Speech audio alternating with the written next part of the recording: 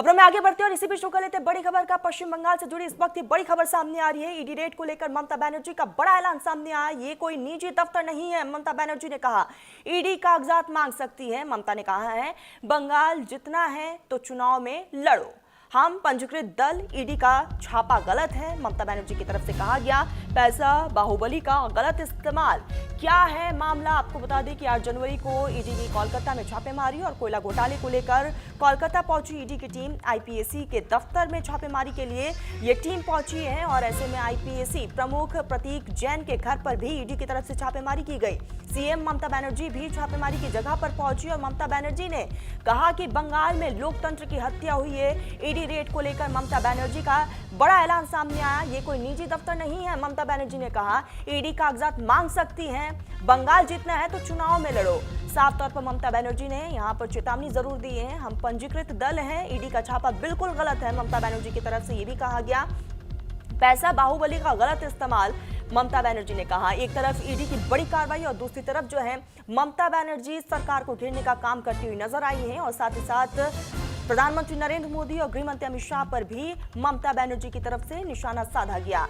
तो यहाँ पर ईडी ने जो बड़ी कार्रवाई की है, ममता बनर्जी ने कहा कि वो कार्रवाई गलत है। ईडी हमसे कागजात मांग सकती है, लेकिन इस तरीके से दफ्तर में घुसकर छापेमारी ये सरासर गलत है। तो ममता बनर्जी की तरफ से ये बड़ा बयान सामने आया। एक तरफ अलग अलग ठिकानों पर ईडी की टीम पहुंची और वहां पर ताबड़तोड़ कार्रवाई को अंजाम दिया गया और इसी कड़ी में ममता बनर्जी की तरफ से ये बड़ा बयान, बंगाल जीतना है तो चुनाव में लड़ो, ममता बनर्जी ने कहा।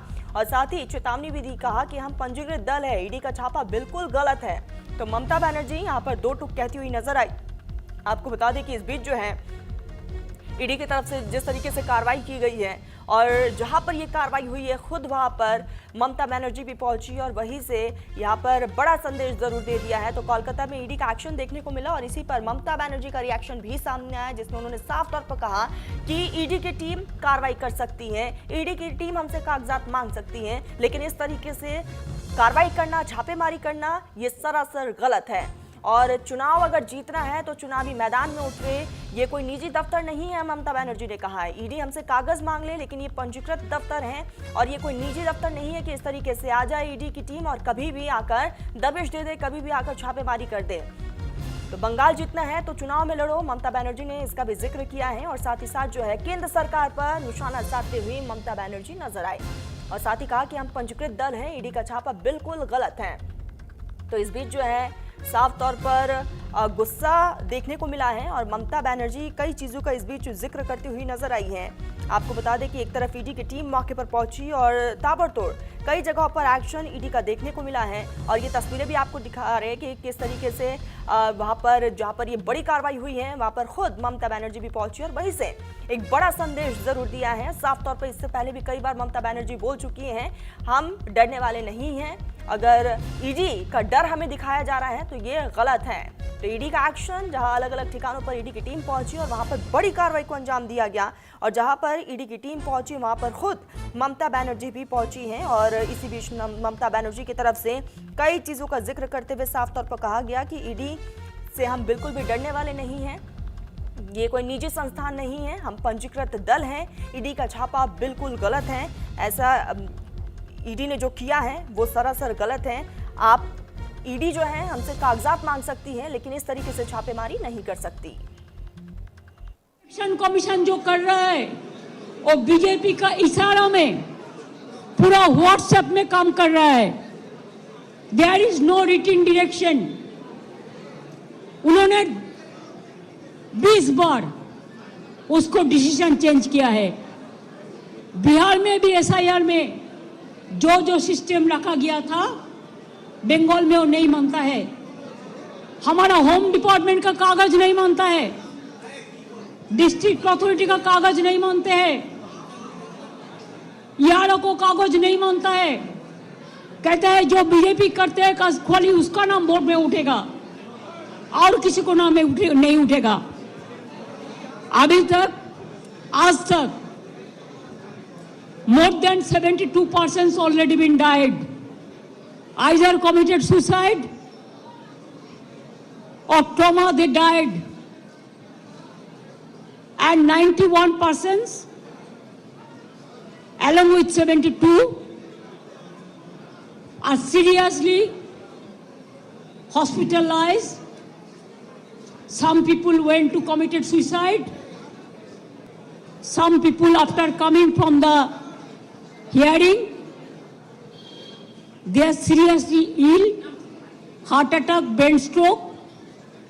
Who is responsible for this death?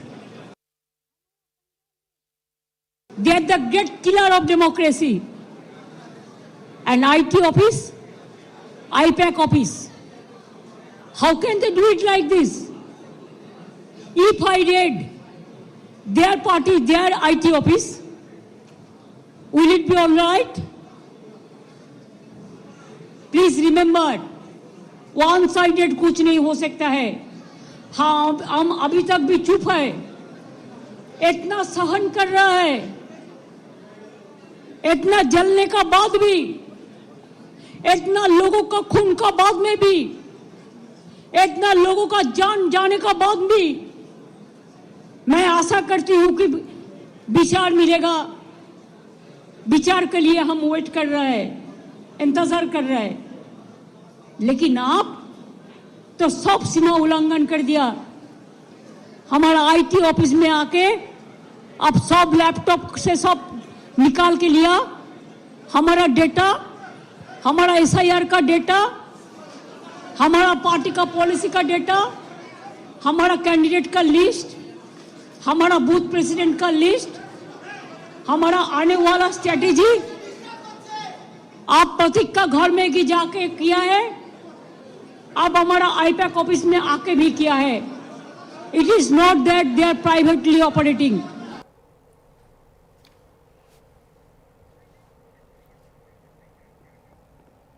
तो ईडी का एक्शन और ममता का रिएक्शन भी देखने को मिला है. और हम आपको बता दें कि पहले जो है प्रतीक जैन के घर पर छापेमारी हुई है और उसके बाद जो है जिस तरीके से ये एक्शन लिया गया है.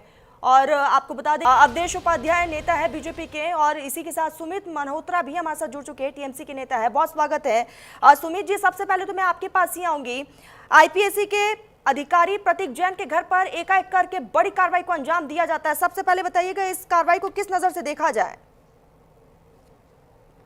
देखिए, भारतीय जनता पार्टी जब भी डरती है, जब भी कोई चीज करती है, तो वो कहीं ना कहीं हताश होकर के, जैसे आईपैक के छापे मारना, ईडी के छापे, तो चलेगा. इससे तो 2021 में भी हम लोगों ने देखा था कि किस तरीके से भारतीय जनता पार्टी ने ममता दीदी को डराने के लिए, धमकाने के लिए सारे हथकंडे अपनाए थे. अपनाएंगे ये, क्योंकि हताश हो चुके हैं. हार का डर है इन्हें बंगाल में, पर ये असम में नहीं जाएंगे, में नहीं जाएंगे, त्रिपुरा में नहीं जाएंगे. क्यों भाई? केवल ईडी और बंगाल के लिए बनी है, और प्रदेशों के लिए नहीं बनी है. जिस तरीके से हताश होकर के इन्होंने आज अपना रूप दिखाया है केवल आईपैक के यहाँ. आईपैक से आपको क्या मतलब था? अगर आपको कुछ गलत लग रहा था, आप कागज मांगिए, ईडी नोटिस दे. पर बगैर नोटिस दिए, बगैर कुछ करे आप छापे मारेंगे, ये अधिकार आपको किसने दिया? किसने दिया? पर ज्यादा दिन दूर नहीं है इनकी बर्बादी की ओर. जनता सब कुछ देख रही है. जिस तरीके से 2021 में इन्हें धूल चटाई थी बंगाल की जनता ने, उसी तरीके से 2026 में वहां की बंगाल की जनता ने धूल चटाने का काम करेगी. ठीक है अवधेश जी, मैं आपके पास ही आऊंगी. ईडी ने इससे पहले कोई भी नोटिस नहीं दिया, अचानक से ईडी पहुंच जाती है, उसके बाद ताबड़तोड़ कार्रवाई की जाती है. क्या बीजेपी को डर है? क्योंकि आने वाले समय में इलेक्शन है. ममता बनर्जी भी कह रही है कि आप डरिए मत, आप आइए चुनावी मैदान में और लड़िए हमसे. देखिए तरन्नुम जी, मैं बताऊं आपको, ये भारतवर्ष जो है 4 जो इसके पिलर हैं संविधान के, उस पर खड़ा हुआ है. क्या न्यायपालिका, कार्यपालिका, पत्रकारिता और आपका विधायक. ठीक है, यदि न्यायपालिका कोई कार्य कर रही है संवैधानिक तरीके से, तो उसमें भाई दिक्कत किस चीज की है? यदि आप संविधान तो खत्म कर दिया आप लोगों ने. चुप रहिएगा थोड़ा, मैं तो बोला नहीं था बीच में. आपको सुनिए थोड़ा. यदि आपने कोई चोरी नहीं की है, आप शुद्ध साफ पाक हैं, आपने कोई कमी नहीं, आप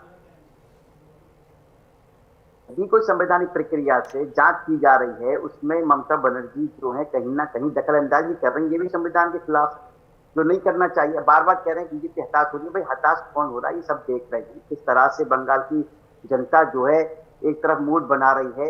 इस बार जो है ममता का जंगल राज जो है बंगाल से खत्म करना है. यही जो वो है सबसे बड़ी हताशा टीएमसी के अंदर देखने को मिल रही है. इसीलिए ममता बनर्जी आईपैक ऑफिस के सामने खड़ी हुई.